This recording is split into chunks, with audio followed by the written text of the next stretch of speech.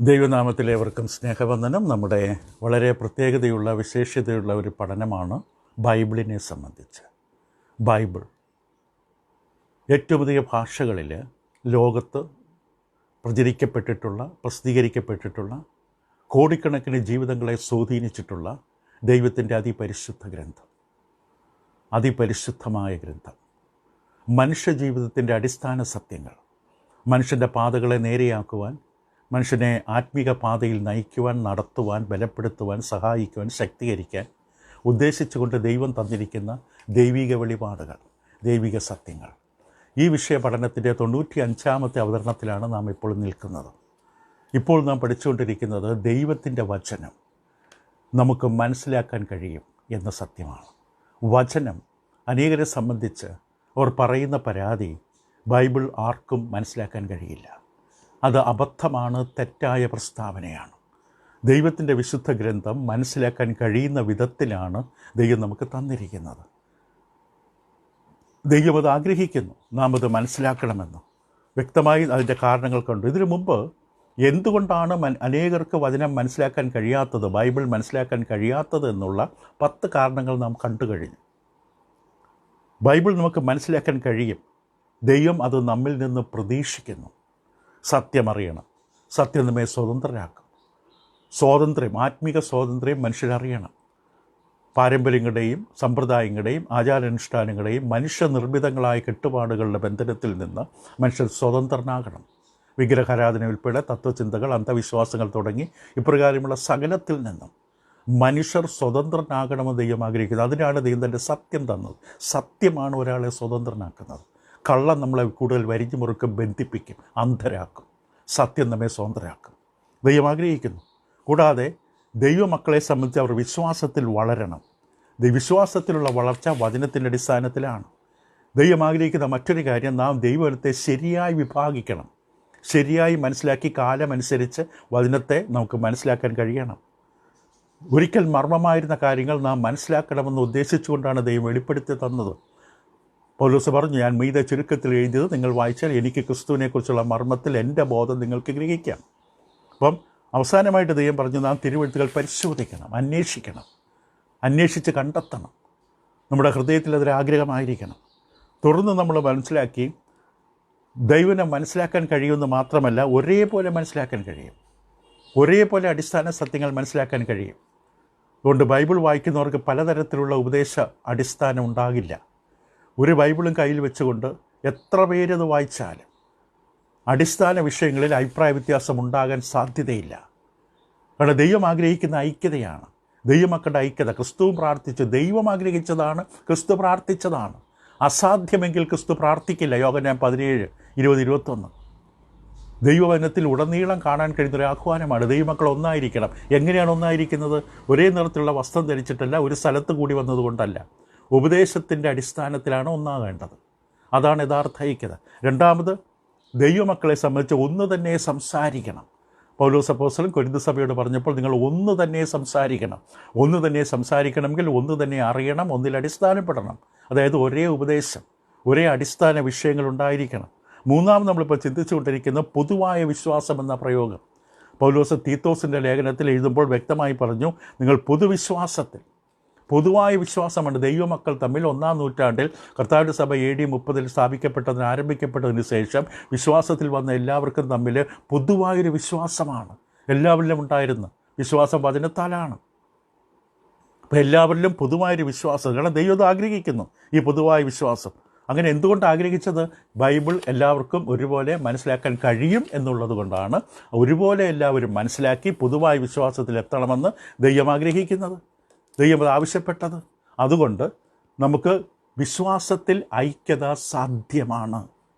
നമ്മുടെ വിശ്വാസം ബൈബിൾ സത്യങ്ങളിൽ അടിസ്ഥാനപ്പെടുത്തിയാൽ, മനുഷ്യൻ്റെ ചിന്തകളും അനുമാനങ്ങളും കാഴ്ചപ്പാടുകളും വിശദീകരണങ്ങളും വ്യാഖ്യാനങ്ങളും ഒക്കെ മാറ്റിവെച്ച് ബൈബിൾ സത്യങ്ങളിൽ അടിസ്ഥാനപ്പെട്ടാൽ പൊതുവായ ഒരുമിച്ച ഐക്യതയുള്ള വിശ്വാസം സാധ്യമാണ്. ദൈവം ആവശ്യപ്പെടുന്നതാണ്. മാനുഷികമായ മതപരമായ പാരമ്പര്യങ്ങളും ആചാരങ്ങളും മുൻവിധികളും വിഭജിക്കുന്നതായ മനോഭാവങ്ങളുമെല്ലാം മാറ്റിവെച്ച് പുതിയ നിയമത്തിലെ ദൈവവചനത്തിലുള്ള അടിസ്ഥാന സത്യങ്ങളിൽ ഒന്നായി നിൽക്കണം. അതിന് പ്രാധാന്യം കൊടുക്കണം, ജീവിതത്തിൽ അതിന് മുഖ്യസ്ഥാനം കൊടുക്കണം. നമ്മുടെ സംഘടനയുടെ വലിപ്പം, വളർച്ച എന്നുള്ളതല്ല, ദൈവവചനം എന്തായിരിക്കണം, അതായിരിക്കണം നമ്മൾ ഏറ്റവും അധികം ശ്രദ്ധിക്കേണ്ടത്. അപ്പോൾ ഈ അടിസ്ഥാന ഉപദേശം, ഫണ്ടമെൻ്റൽ ഡോക്ട്രിൻ, അടിസ്ഥാന ഉപദേശത്തെ വിഷയത്തിൽ ദൈവമക്കൾ ഒന്നായിരിക്കണം. ഇവിടെ ശ്രദ്ധിക്കുക, ചില കാര്യങ്ങൾ പറയാൻ പോകുന്നത് അടിസ്ഥാന വിഷയത്തിൽ ഒന്നായിരിക്കണം. അതേ സമയത്ത് അഭിപ്രായങ്ങളിൽ പലതരത്തിലുള്ള വ്യത്യാസമുണ്ടാകും. പലതരത്തിലുള്ള അഭിപ്രായങ്ങളുണ്ടാകും. 50 പേരുള്ളിടത്ത് ചിലപ്പം 10-12 തരത്തിലുള്ള അഭിപ്രായങ്ങളുണ്ടാകാം. ബൈബിളിൽ തന്നെ ഇതിന് ചില ഉദാഹരണങ്ങൾ തന്നിട്ടുണ്ട്. ദൈവവചനമാണ് നമുക്ക് മാതൃകയായി തന്നിരിക്കുന്നത്. അപ്പോസ്തല പ്രവൃത്തികളുടെ പുസ്തകം 15-ാം അധ്യായം, പ്രവൃത്തികളുടെ പുസ്തകം 15-ാം അധ്യായത്തിൻ്റെ 36 മുതൽ 41 വരെയുള്ള വേദഭാഗം. അവിടെ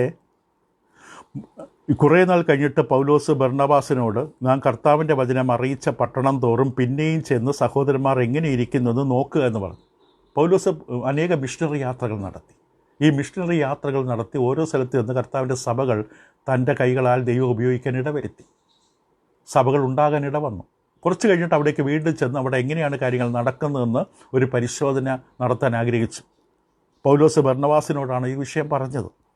മർക്കോസ് എന്ന യോഹന്നാനെ കൂട്ടിക്കൊണ്ടുപോകാൻ ബർന്നബാസ് ഇച്ഛിച്ചു. പക്ഷേ ബർന്നബാസ് മർക്കോസ് എന്ന മറുപേരുള്ള യോഹന്നാൻ എന്ന് പറയുന്നത്, യോഹന്നാൻ മർക്കോസ് എന്ന പേരുള്ള ഒരു ശിഷ്യനെയും കൂടെ കൊണ്ടുപോകണമെന്ന് ആഗ്രഹിച്ചു. പക്ഷേ പൗലോസോ പമ്പുലിൽ നിന്ന് തങ്ങളെ വിട്ട് പ്രവർത്തിക്ക് വരാതെ പോയവനെ കൂട്ടിക്കൊണ്ടു പോകുന്ന യോഗ്യമല്ല എന്ന് നിരൂപിച്ചു. പക്ഷേ പൗലോസ് അവനെ കൂട്ടിക്കൊണ്ടുപോകാൻ താല്പര്യപ്പെട്ടില്ല. അവൻ ഇടയ്ക്ക് വെച്ച് യാത്ര മുടക്കി തിരിച്ചുപോയ വ്യക്തിയാണ്. അതുകൊണ്ട് ആ വ്യക്തി വേണ്ട എന്ന് പൗലോസ് നിർബന്ധിച്ചു. 38. അങ്ങനെ അവർ തമ്മിൽ ഉഗ്രവാദമുണ്ടായി. ആര് തമ്മിൽ? പൗലോസും ബർന്നബാസും തമ്മിൽ. ആരെ ചൊല്ലി? മർക്കോസ് അഥവാ യോഹന്നാൻ എന്ന് പറയുന്ന മർക്കോസ്. പുതിയ എഴുതിയ യോഹന്നാൻ എന്ന് പറയുന്ന അപ്പോസ്തലനല്ല, ഇത് മറ്റൊരു മനുഷ്യൻ്റെ പേരാണ്. ഈ യോഹന്നാൻ എന്ന് പറയുന്ന മർക്കോസിനെ ചൊല്ലി പൗലോസും ബർന്നബാസും തമ്മിൽ ഉഗ്രവാദമുണ്ടായി എന്ന് എഴുതിയിരിക്കുന്നത്. അവർ വേർപിരിഞ്ഞു. പൗലോസോ വേറൊരാളെ ശീലാസിനെ കൊണ്ടുപോയപ്പോൾ ബർന്നബാസ് മർക്കോസിനെ കൂട്ടിക്കൊണ്ട് കപ്പൽ കയറി കുപ്രോസ് ദ്വീപിലേക്ക് പോയി. പൗലോസ് ശീലാസിനെ തിരഞ്ഞെടുത്ത് സഹോദരന്മാരാൽ കർത്താവിൻ്റെ കൃപയിൽ പരിമേൽപ്പിക്കപ്പെട്ടിട്ട് യാത്ര പുറപ്പെട്ട് സുറിയ, കിലിക്യ ദേശം കൂടി സഞ്ചരിച്ച് സഭകളെ ഉറപ്പിച്ചു പോകുന്നു. അപ്പോൾ ഇവിടെ പൗലോസും ബർന്നബാസും തമ്മിൽ ഉഗ്രമായ വാദം ഒരു വ്യക്തിയെ സംബന്ധിച്ച്. ആ വ്യക്തി സുവിശേഷ വേല ഇടയ്ക്ക് ഉപേക്ഷിച്ച് പോയ വ്യക്തിയാണ്. അവനിനി കൂട്ടണ്ട എന്ന് പൗലോസ് തീരുമാനിച്ചു. ഉഗ്രവാദമുണ്ടായവർ തമ്മിൽ അഭിപ്രായ വ്യത്യാസമുണ്ടായി. ഒരു വ്യക്തിയെ ചൊല്ലി, അവരുടെ പ്രവർത്തന ശൈലിയെക്കുറിച്ച്.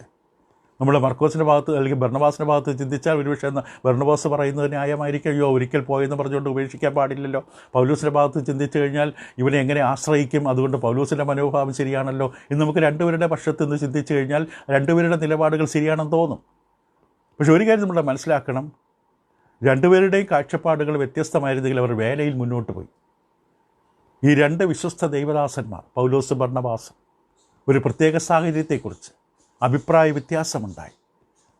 അടിസ്ഥാന വിഷയങ്ങളെക്കുറിച്ചല്ല, രക്ഷയെക്കുറിച്ച്, ദൈവത്തെക്കുറിച്ച്, യേശുവിൻ്റെ ദൈവികത്വത്തെക്കുറിച്ച്, കർത്താവിൻ്റെ സഭയെക്കുറിച്ച്, പരിശുദ്ധാത്മാവിനെക്കുറിച്ച്, അങ്ങനെ അടിസ്ഥാന വിഷയങ്ങളെക്കുറിച്ചല്ല, ഒരു യാത്രയ്ക്ക് ആരെ കൂടെ കൊണ്ടുപോകണമെന്ന വിഷയത്തെക്കുറിച്ച് ഈ അഭിപ്രായ വ്യത്യാസമുണ്ടായിട്ടും സുവിശേഷ വേല അവസാനിപ്പിച്ചില്ല.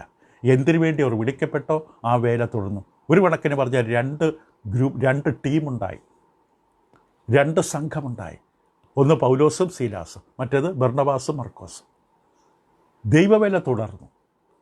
കൃപയിൽ ആശ്രയിച്ച് കർത്താവിൻ്റെ സഭയുടെ പ്രാർത്ഥനയോടുകൂടി കൃപയിൽ ആശ്രയിച്ച് അവർ വേല രണ്ട് കൂട്ടരും ആരംഭിച്ചു. വ്യക്തിപരമായി അവർ തമ്മിൽ വിരോധമൊന്നുമില്ല. പക്ഷെ ഒരു വ്യക്തിയെക്കുറിച്ച്, ആ വ്യക്തിയെക്കുറിച്ചുള്ള അഭിപ്രായ വ്യത്യാസം. കൊരിന്ത സഭയിൽ നമ്മൾ നോക്കുമ്പോൾ, കൊരിന്ത സഭയിലും പൗലോസും അപ്പല്ലാസും പത്രോസുമൊക്കെ സുവിശേഷ വേല ചെയ്തവരാണ്, അവരെ പഠിപ്പിച്ചവരാണ്. കൊരിന്തിലുള്ള ജനങ്ങൾ അവരുടെ സ്വഭാവത്തിൽ വിഭാഗീയ ചിന്താഗതി ഉള്ളതുകൊണ്ട്, നിഗളവും തലക്കനവുമൊക്കെ ഉള്ളതുകൊണ്ട് അവരെ പഠിപ്പിച്ച അധ്യാപകരുടെ പേരിൽ സംഘം കൂടി. അതാണ് പൗലോസ് കൊരിന്ത്യ ലേഖനത്തിൻ്റെ 1-ാം ലേഖനം അതിൻ്റെ 1-ാം അധ്യായത്തിൽ പൗലോസ് വിഷയം പരാമർശിക്കും. 1-ാം അധ്യായത്തിൻ്റെ 12-13 വാക്യങ്ങൾ. കൊരിന്ത്യർക്ക് എഴുതിയ 1-ാം ലേഖനം. നിങ്ങളിൽ ഓരോരുത്തൻ, ഞാൻ പൗലോസിൻ്റെ പക്ഷക്കാരൻ, ഞാൻ അപ്പല്ലോസിൻ്റെ പക്ഷക്കാരൻ, ഞാൻ കേഫാവിൻ്റെ പക്ഷക്കാരൻ, ഞാൻ ക്രിസ്തുവിൻ്റെ പക്ഷക്കാരൻ എന്നിങ്ങനെ പറയുന്നുപോൽ ഓരോരുത്തർ അവരെ പഠിപ്പിച്ച അധ്യാപകരോട് പക്ഷം കൂടി നിന്നു. ഒരുതരം വിഭാഗീയത. ക്രിസ്തു വിഭാഗിക്കപ്പെട്ടിരിക്കുന്നുവോ, പൗലോസ് നിങ്ങൾക്ക് വേണ്ടി ക്രൂശിക്കപ്പെട്ടുവോ, അല്ല പൗലോസിൻ്റെ നാമത്തിൽ നിങ്ങൾ സ്നാനമേറ്റുവോ എന്ന് പൗലോസ് തിരിച്ചു ചോദിക്കുകയാണ്. ഈ രീതി ശരിക്ക് ജഡീകമാണ്. അത് ഒന്ന് വരുന്നത് മൂന്നാം അധ്യായത്തിൻ്റെ 4-ാമത്തെ വാക്യത്തിൽ ഇങ്ങനെ പറയും, ഞാൻ പൗലോസിൻ്റെ പക്ഷക്കാരനെന്നും മറ്റൊരുത്തൻ ഞാൻ അപ്പല്ലോസിൻ്റെ പക്ഷക്കാരനെന്നും പറയുമ്പോൾ നിങ്ങൾ സാധാരണ മനുഷ്യരല്ലയോ. ഒരു ജഡീകമായൊരു മനോഭാവമെടുത്ത് അവരെ പഠിപ്പിച്ച അധ്യാപകരുടെ പേരിൽ അവർ ഗ്രൂപ്പ് തിരിഞ്ഞത്. അത് വെറും മാനുഷികമായ ജഡീകമായൊരു സ്വഭാവമെന്ന് പൗലോസിനെ ഓർമ്മിപ്പിക്കുന്നു. കർത്താവിനെ മഹത്വപ്പെടുത്തിയാണ് ജീവിക്കേണ്ടത്. കർത്താവ് പല ദാസന്മാരെ ഉപയോഗിക്കും. ഇതങ്ങനെ സംഭവിച്ചു. പക്ഷെ എന്നാലും പൗലോസ് ഇത് അവരെ തിരിച്ചറിഞ്ഞ് അവരോട് പറഞ്ഞതാണ്, നിങ്ങളെല്ലാം ഒന്ന് തന്നെ സംസാരിക്കണം, ഭിന്നത ഭാവിക്കരുത്. നിങ്ങളുടെ ഇടയിൽ ഇങ്ങനെ ചില അധ്യാപകരെ വളരെ ഇഷ്ടമാണ്, ചിലർ പഠിപ്പിക്കുന്ന ഇഷ്ടമാണ്, അവിടെ ശൈലി വളരെ ഇഷ്ടമാണ്. ദുരുപദേശമല്ല, ശരിയായ ഉപദേശം പഠിപ്പിക്കുന്നവരെ. ദുരുപദേശം പഠിപ്പിക്കുന്നവരുടെ ശൈലിയിൽ ആകർഷിക്കപ്പെടരുത്. അത് പൈശാചികമാണ്, പിശാചിൻ്റെ തന്ത്രമാണ്. സത്യം പഠിപ്പിക്കുന്നവർ ചിലപ്പോൾ ഓരോരുത്തരുടെ ശൈലി വ്യത്യാസമുണ്ടാകും. ഇവിടെ കൊരിന്ത് സഭയിൽ സംഭവിച്ചതാണ്. ഒരു തരം സംഘമായി വിഭാഗീയത ഉണ്ടായി. പക്ഷേ പൗലോസ് പറഞ്ഞു, നിങ്ങൾ ഒന്ന് തന്നെ സംസാരിക്കണം. അതിൻ്റെ 1-ാം അധ്യായത്തിൻ്റെ 10-ാം വാക്യം, സഹോദരന്മാരെ നിങ്ങളെല്ലാവരും ഒന്ന് തന്നെ സംസാരിക്കുക, നിങ്ങളുടെ ഇടയിൽ ഭിന്നത ഭാവിക്കാതെ ഏക മനസ്സിലും ഏക അഭിപ്രായത്തിലും യോജിച്ചിരിക്കുക വേണമെന്നും ഞാൻ നിങ്ങളെ നമ്മുടെ കർത്താവ് യേശുവിൻ്റെ നാമം ചൊല്ലി, ക്രിസ്തുയേശുവിൻ്റെ നാമം ചൊല്ലി പ്രബോധിപ്പിക്കുന്നു. ഒരു അധികാരത്തോടുള്ള കൽപ്പനയാണ് കൊടുത്തത്. നിങ്ങൾക്ക് പലരെ ഇഷ്ടമായിരിക്കാം, പക്ഷേ കർത്താവിൻ്റെ നാമം ചൊല്ലി ഞാൻ ആജ്ഞാപിക്കുന്നത്, കൽപ്പിക്കുന്നത് നിങ്ങൾ ഒന്നായിരിക്കണം. അപ്പോൾ അഭിപ്രായ വ്യത്യാസങ്ങൾ ഉണ്ട്, അനുവദിച്ച ദൈവം അവിടെ. മറ്റൊരു ഉദാഹരണം ഫിലിപ്പിയ സഭയിൽ പൗലോസ് അപ്പോസ്തലൻ എഴുതുമ്പോൾ ഫിലിപ്പിയ ലേഖനം 4-ാം അധ്യായം അതിൻ്റെ 2-3 വാക്കുകൾ 2 സ്ത്രീകളെ പരിചയപ്പെടുത്തും.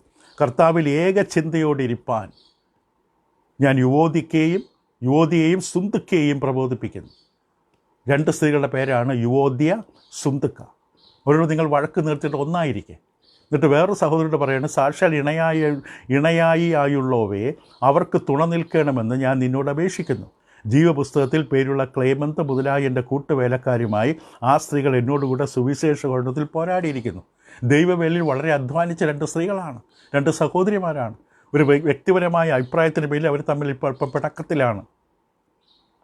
പലവസം നിങ്ങൾ ഏകചിന്തയോടിരിക്കും. നിങ്ങൾ 2 പേരും ദൈവവേലയിൽ അധ്വാനിച്ചവരാണ്. എന്നോടുകൂടെ ക്ലേമന്ത് തുടങ്ങി മറ്റുള്ളവരോടൊപ്പം എന്നോടുകൂടി അധ്വാനിച്ചവരാണ്. നിങ്ങൾ ഒരുമിച്ചിരിക്കുക, സന്തോഷത്തോടെ സമാധാനത്തോടെ ഇരിക്കുക, എന്നിട്ട് ദൈവവേല തുടരുക എന്ന രീതിയിലാണ് പൗലോസ് അഭിഷേകം കൈകാര്യം ചെയ്തത്. ഇപ്പം അടിസ്ഥാന ഉപദേശം, വചനപ്രകാരമുള്ള അടിസ്ഥാന വിഷയങ്ങളിൽ ഒരു വിട്ടുവീഴ്ചയുമില്ല. അത് ഒരു വിട്ടുവീഴ്ച ദൈവം അനുവദിക്കുകയുമില്ല. പക്ഷെ അതേ സമയത്ത് വ്യക്തിപരമായ അഭിപ്രായങ്ങൾ, അതിൻ്റെ പേരിലുള്ള അഭിപ്രായ വ്യത്യാസങ്ങൾ, അത് വളരെ സൂക്ഷിച്ച് കൈകാര്യം ചെയ്യണം. ഇപ്പോൾ ചിലപ്പോൾ 2 അഭിപ്രായങ്ങളുണ്ടാകാം, 3 അഭിപ്രായങ്ങളുണ്ടാകാം. അത് ദൈവസഭയ്ക്ക് കേടുവരാത്ത തരത്തിൽ, സഭയുടെ വിശ്വാസികൾ തമ്മിലുള്ള ഐക്യതയ്ക്കും സമാധാന ജീവിതത്തിനും അപകടം വരാത്ത തരത്തിൽ ഈ വ്യത്യാസങ്ങൾ അംഗീകരിച്ചുകൊണ്ട് തന്നെ മുന്നോട്ട് പോവുക. അത് സാധിക്കും. പൗലോസും ബർണബാസും അങ്ങനെ പോയതായിട്ട് നമ്മൾ കണ്ടു. മറ്റൊരു വേദഭാഗം നമ്മൾ ശ്രദ്ധിക്കേണ്ട തീത്തോസിൻ്റെ പുസ്തകം 3-ാം അധ്യായം 9 മുതൽ 11 വരെയും കൂടി നമുക്ക് ഈ കാര്യത്തെ നമുക്കത് വായിച്ച് നോക്കാം. തീത്തോസ് 3:9 മുതൽ 11 വരെ. മൗഢ്യ തർക്കവും വംശാവലികളും കലഹവും ന്യായപ്രമാണത്തെക്കുറിച്ചുള്ള വാദവും ഒഴിഞ്ഞു നിൽക്കുക. ഇവ നിഷ്പ്രയോജനവും വ്യർത്ഥവുമല്ലോ. സഭയിൽ ഭിന്നത വരുത്തുന്ന മനുഷ്യനോട് 1-2 വട്ടം ബുദ്ധി പറഞ്ഞ ശേഷം അവനെ ഒഴിക്കുക. ഇങ്ങനെയുള്ളവൻ വക്രബുദ്ധിയായി പാപം ചെയ്ത് തന്നെത്താൻ കുറ്റം വിധിച്ചിരിക്കുന്നതെന്നറിയാമല്ലോ. അപ്പോൾ പൗലോസ് തീത്തോസിനോട് വ്യക്തമായി പ്രബോധിപ്പിക്കുകയാണ്, ചില മൗഢ്യതർക്കം എന്ന് വെച്ചാൽ, മൗഢ്യം എന്ന് പറഞ്ഞാൽ പ്രയോജനമില്ലാത്ത തർക്കങ്ങൾ, വംശാവലികളും കലഹവും ന്യായപ്രമാണത്തെക്കുറിച്ചുള്ള വാദവും ഒഴിഞ്ഞു നിൽക്കുക. വ്യക്തിപരമായ അഭിപ്രായ വ്യത്യാസങ്ങൾ പലതുണ്ടാകാം, അതിൻ്റെ പേരിലുള്ള വാദങ്ങളുണ്ടാകാം. ഇത് പലപ്പോഴും പ്രശ്നങ്ങളിലേക്ക് നീക്കും. കൂടുതൽ വാദങ്ങൾ കൂടുതൽ വിഭജനത്തിലേക്കും. മറുവശത്തിന് ഇഷ്ടപ്പെടില്ല ഒരു വ്യക്തി പറയുന്നത് തൻ്റെ നിലപാടുകൾക്ക് വേണ്ടി ശക്തിയോടുകൂടി വാദിക്കുമ്പോൾ മറുപക്ഷത്തിന് മുറിവേൽപ്പിക്കുന്ന തരത്തിലുള്ള വാക്കുകൾ ഉപയോഗിച്ചെന്ന് വരും. പിന്നെ അവർ തമ്മിൽ കണ്ടുമുട്ടുമ്പോൾ ആ കൈപ്പുള്ളിൽ കിടക്കും. അത് ബുദ്ധിമുട്ടുണ്ടാക്കും. കർത്താവിൻ്റെ ശിഷ്യന്മാരെ സംബന്ധിച്ച് ബൈബിൾ നന്നായി പരിജ്ഞാനത്തോടുകൂടി സ്വീകരിക്കണം, പഠിക്കണം, അറിയണം. എങ്കിൽ മാത്രമേ അഭിപ്രായം ഏതാണ്, അടിസ്ഥാന ഉപദേശം ഏതാണെന്ന് മനസ്സിലാക്കാൻ പറ്റൂ. പലരും അഭിപ്രായങ്ങളെടുത്ത് അടിസ്ഥാന ഉപദേശമായി വയ്ക്കും. സഭയിൽ നിന്ന് വിട്ടുപോയിട്ടുള്ള സഭാചരിത്രം പഠിച്ചു കഴിഞ്ഞാൽ സഭയിൽ നിന്ന് പിന്നോക്കം പോയിട്ടുള്ള മിക്ക ആൾക്കാരും അഭിപ്രായ വ്യത്യാസത്തിൻ്റെ പേരിലാണ്. ഒരു വിവാഹത്തെക്കുറിച്ച്, വിവാഹ ആലോചനയെക്കുറിച്ചാകാം, മറ്റേതെങ്കിലും തരത്തിലുള്ള സ്വഭാവത്തെക്കുറിച്ചാകാം, അവരുടെ കുടുംബത്തിലെ പ്രശ്നങ്ങളെക്കുറിച്ചാകാം. അഭിപ്രായങ്ങളുടെ പേരിൽ നിസ്സാരമായ വിഷയങ്ങൾ, അടിസ്ഥാന വിഷയങ്ങളല്ല. ഇപ്പോൾ ഒരു ദുരുപദേശത്തിലേക്ക് പോയാൽ ആ വ്യക്തി പോയിൽ നമ്മൾ ഭാരപ്പെടേണ്ട കാര്യമില്ല. ആ വ്യക്തി സ്വന്തം ഇവിടെ പറയുന്നത് പോലെ വക്രബുദ്ധിയായി പാപം ചെയ്ത് തന്നെത്താൻ കുറ്റം വിധിച്ചിരിക്കുകയാണ്. ഉപദേശപരമായ വ്യത്യാസം കൊണ്ടുവരാൻ ശ്രമിച്ചാൽ, നേരെ മറിച്ച് അഭിപ്രായങ്ങളുടെ പേരിൽ വളരെ സൂക്ഷിച്ച് കൈകാര്യം ചെയ്യാൻ അതിന് വചനപരിജ്ഞാനം ആവശ്യമാണ്. ഈ പറയുന്ന ഉദാഹരണങ്ങൾ ഇപ്പം നമ്മൾ പ്രവൃത്തികൾ 15 കണ്ടു, 1 കൊരിന്ത്യർ 1-ാം അധ്യായത്തിൽ കണ്ടു, ഫിലിപ്പി ലേഖനം 4-ാം അധ്യായത്തിൽ കണ്ടു, തീത്തോസിൻ്റെ പുസ്തകം 3:9-11 വരെ കണ്ടു. ഈ സാഹചര്യങ്ങൾ, ഈ ഉദാഹരണങ്ങൾ വ്യക്തമായി കാണിച്ചു തരുന്നു. ചില പ്രവർത്തികളുടെ പേരിൽ, അഭിപ്രായങ്ങളുടെ പേരിൽ, വ്യക്തികളുടെ പേരിൽ അഭിപ്രായ വ്യത്യാസങ്ങൾ ഉണ്ടാകാം. ദൈവം അത് അനുവദിച്ചിട്ടുണ്ട്. അഭിപ്രായ വ്യത്യാസങ്ങൾ മനുഷ്യർക്കുണ്ട്. വ്യക്തികൾ മാറുന്നതനുസരിച്ച് അഭിപ്രായങ്ങൾ ഉണ്ടാകും. പക്ഷേ ഈ അഭിപ്രായ വ്യത്യാസങ്ങൾ ഇടപെടുമ്പോൾ മറുവശത്ത് നിൽക്കുന്ന ആത്മാവിന് കേടുവരരുത്, സഭയുടെ ഐക്യതയ്ക്ക് തടസ്സമുണ്ടാക്കരുത്. ഒരു ആത്മാവ് സഭ വിട്ടു പോകാൻ ഇടവരരുത്. നാശത്തിലേക്ക് പോകാൻ ഒരു മനുഷ്യനും ഇടവരരുത്. ദുരുപദേശത്തിലേക്ക് പോകാൻ ഒരാൾ കൈകാര്യം ചെയ്തത് തെറ്റായ രീതിയിലായതുകൊണ്ട് ആ വ്യക്തി അവിടെ വിട്ട് ദുരുപദേശത്തിലേക്ക് പോകേണ്ടി വന്നു. അതങ്ങനെ ഇടവന്നവർക്ക് കുറ്റമാണ് ദൈവമുമ്പിൽ. അങ്ങനെ ആയിരുന്നില്ല അത് കൈകാര്യം ചെയ്യേണ്ടത് എന്ന് ദൈവം പറയുകയാണ്. അപ്പോൾ ശരിയായ മനോഭാവത്തോടെ, അഭിപ്രായ വ്യത്യാസങ്ങളുണ്ട്, മറക്കരുത്, ഉപദേശ വിഷയമല്ല, അഭിപ്രായ വ്യത്യാസങ്ങൾ.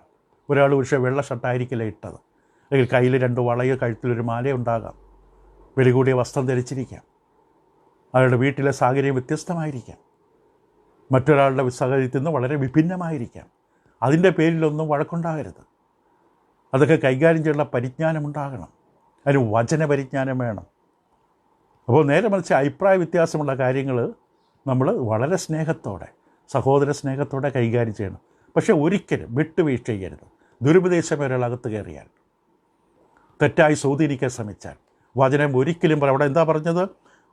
സഭയിൽ ഭിന്നത വരുത്തുന്ന മനുഷ്യനോട് 1-2 വട്ടം ബുദ്ധി പറഞ്ഞു കൊടുക്കുക, മനസ്സിലാക്കി കൊടുക്കുക. ഇത് തെറ്റാണ്, ഈ ഉപദേശം തെറ്റാണ്, വചനവിരുദ്ധമാണ്, ദുരുപദേശമാണ് എന്ന് പറഞ്ഞു കൊടുത്തിട്ട് പിന്നെ വ്യക്തി മനുഷ്യരെ സ്വാധീനിക്കാൻ അനുവദിക്കരുത്.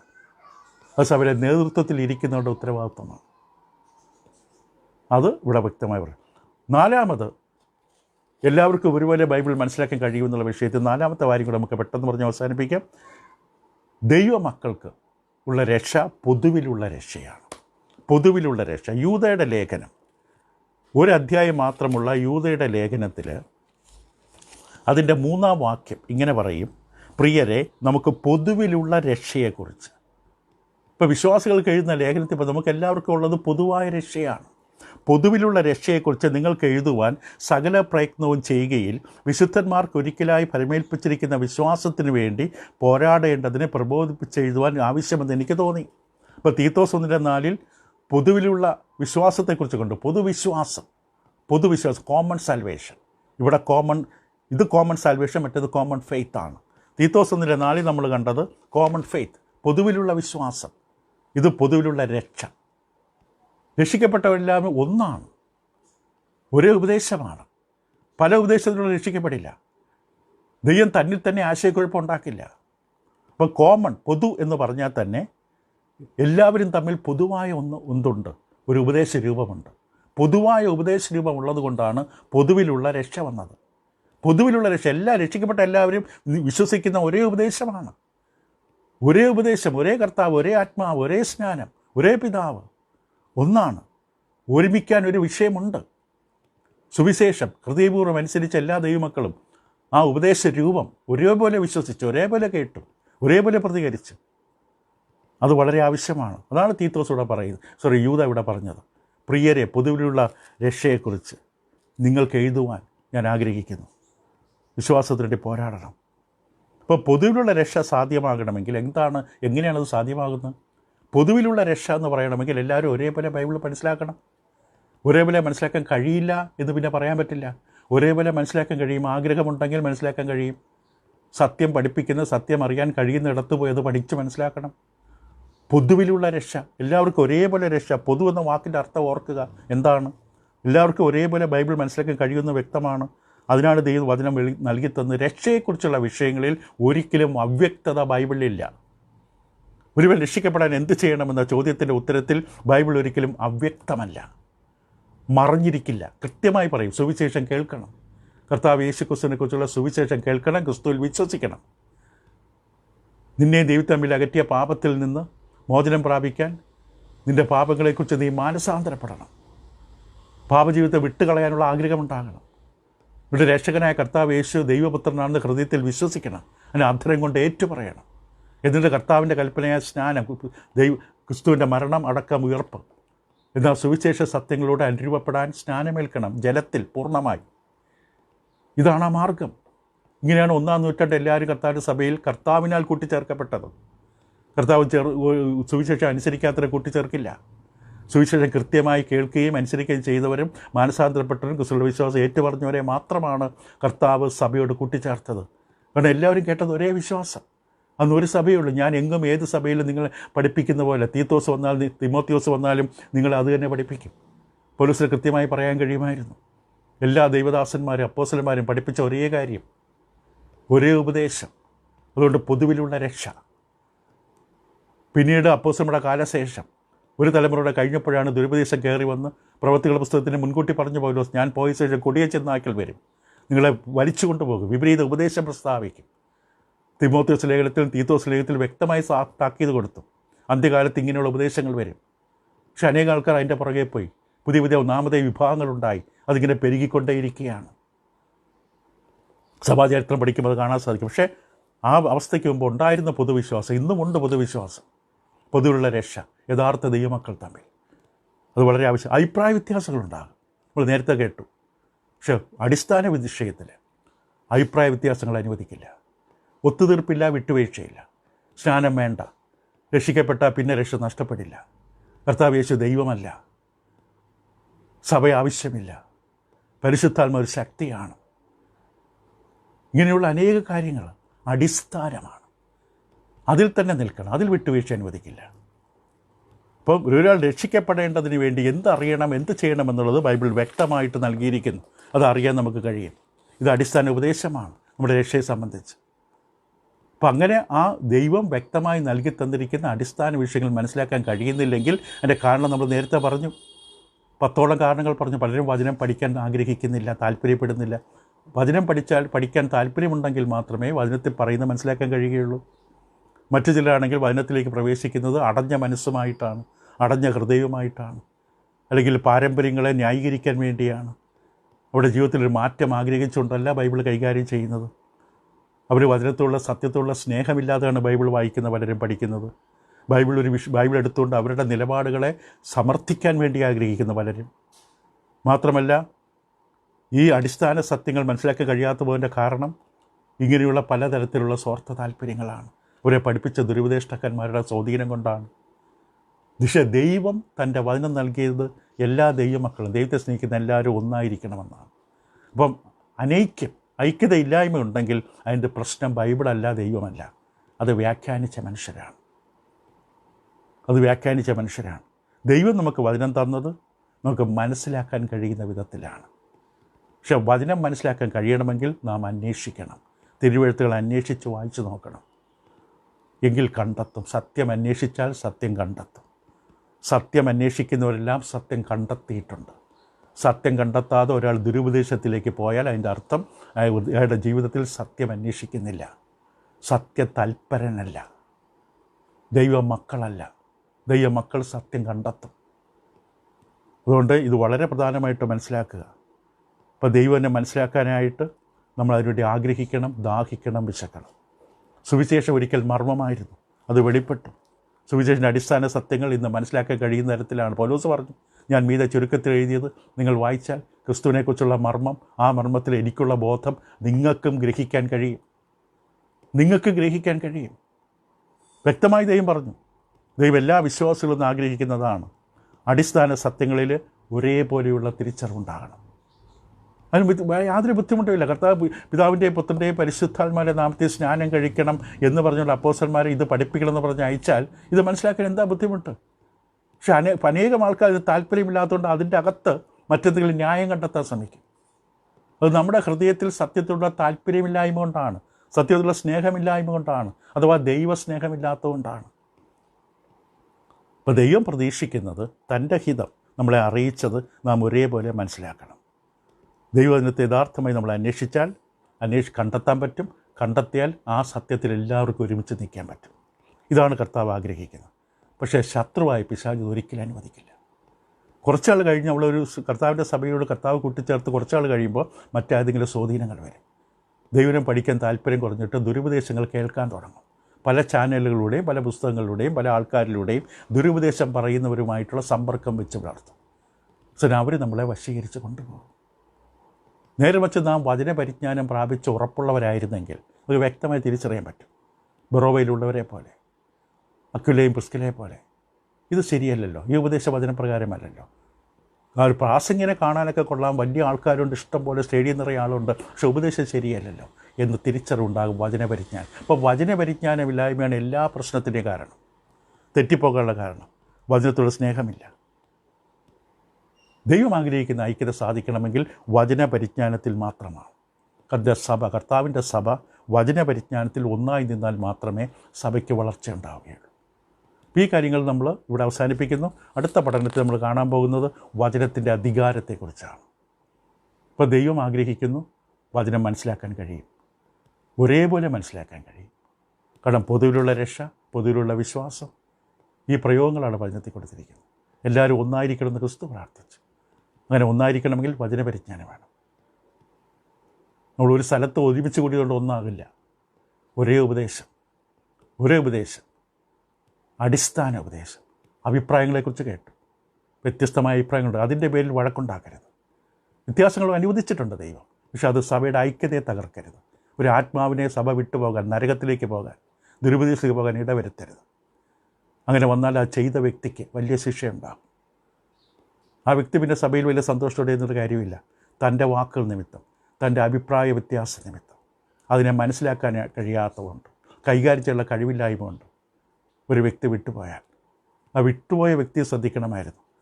ഉപദേശപരമായ വിഷയം ഞാൻ വിട്ടുവീഴ്ച ചെയ്യുന്നില്ല, ഒരു അഭിപ്രായ വ്യത്യാസമല്ലേ, എന്നോട് തെറ്റായി കൈകാര്യം ചെയ്ത സഹോദരനോട് ഞാൻ ക്ഷമിക്കാം, സഹോദരനോട് ക്ഷമിക്കാം. പക്ഷേ അടിസ്ഥാന വിഷയത്തിൽ വിട്ടുവീഴ്ച അനുവദിക്കരുത്. അത് കളഞ്ഞിട്ട് ദുരുപദേശത്തിലേക്ക് പോയാൽ അങ്ങനെ കാരണക്കാരും പോയവരും കുറ്റക്കാരാണ്. അതുകൊണ്ട് മറക്കരുത്, ദൈവം തൻ്റെ സഭയെ സ്ഥാപിച്ച് വചനം വെളിപ്പെടുത്തി, മനസ്സിലാക്കുന്ന കഴിയുന്ന തരത്തിൽ വെളിപ്പെടുത്തി നമുക്ക് മനസ്സിലാക്കാൻ കഴിയും. പക്ഷെ നമ്മൾ അന്വേഷിച്ച് വായിച്ച് നോക്കണം, പഠിക്കണം. ദൈവത്തിന് ജ്ഞാനം ലഭിക്കുന്ന സഭയിലൂടെ വചനപരിജ്ഞാനം പ്രാപിക്കണം. ദൈവം നിങ്ങളെ സഹായിക്കട്ടെ. തുടരാം അടുത്ത പഠനത്തിൽ. Thank you.